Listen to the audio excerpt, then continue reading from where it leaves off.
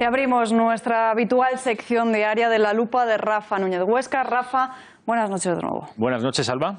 Bueno, hoy el Papa ha hablado sobre el aborto. Si te parece, vamos a ver qué es lo que ha dicho y ahora hablamos. Per risolvere un problema, cosa pensate voi? È giusto? È giusto o no? È giusto affittare un sicario per risolvere un problema? Non si può, non è giusto fare fuori un essere umano, benché piccolo, per risolvere un problema. Bueno, esas serán las palabras del Papa. Rafa, ¿es justo? Es justo el aborto, es las palabras efectivamente del Papa Francisco hoy en la Plaza de San Pedro, en el Vaticano. Antes de responderte, Alba, me gustaría hacer una pequeña reflexión con respecto a la presunta ideología del Papa Francisco. Saben ustedes que la izquierda lleva desde hace muchos años, prácticamente desde que se dio aquella fumata blanca que hizo al señor Bergoglio, Papa de Roma, situándole en la izquierda política. Se supone que era el Papa progresista, el Papa amigo de la izquierda. Bueno, pues con estas declaraciones entiendo que a partir de ahora esa relación idílica entre la izquierda y el Papa Francisco debe romperse, porque ha sido muy contundente, extraordinariamente contundente el Papa Francisco, advirtiendo a los católicos y también a los que no lo son, porque los seres humanos, independientemente de su fe religiosa, siguen siendo seres humanos, advirtiendo que desde luego no es en absoluto justo matar a un niño en el vientre de su madre. Y además ha puesto una metáfora muy visual, muy plástica, según la cual los médicos que se prestan a este tipo de tratamientos abortivos no serían otra cosa que sicarios a sueldo. No ha sido la única vez que el Papa Francisco se ha dedicado a hablar del aborto en unos términos tan contundentes, Alba, porque recuerdo que hace pocos meses también se refería al aborto como prácticas nazis. Esto ya ha salido y ha soliviantado a la prensa de izquierdas, que ya digo, tenía al Papa Francisco como un papa más próximo a la izquierda que a la derecha. Esto el Papa Francisco, pero ¿qué es lo que han dicho anteriores papas sobre este mismo asunto? Es un debate habitual en la Iglesia Católica porque es precisamente un debate moral.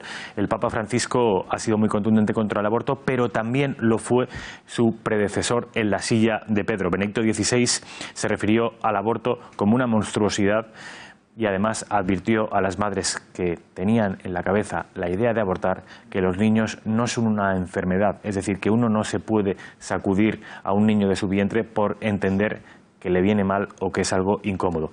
Juan Pablo II también fue muy contundente, que fue el que precedió a Benedicto XVI en la silla de Pedro. Juan Pablo II, que por cierto estuvo también muy próximo a ser abortado. La madre de Karol Wojtyła fue recomendada, pues según los médicos polacos, que no tuviera ese hijo, que luego sería el Papa de Roma.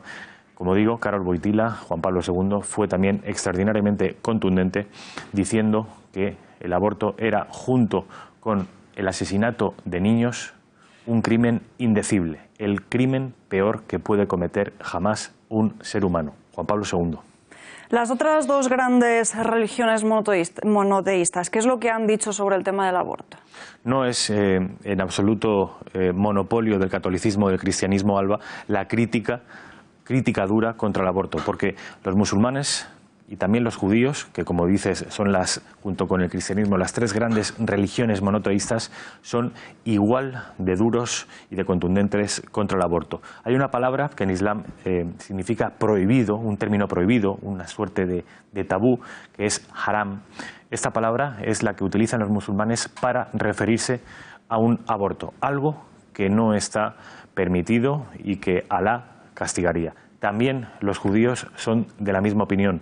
No se puede eliminar a un niño que aún vive en el vientre de su madre. De manera que ni el cristianismo, ni el islam, ni el judaísmo, las tres grandes religiones monoteístas del mundo, conciben esto como un avance social y mucho menos como un derecho. Y en España, Rafa, ¿cómo está la situación?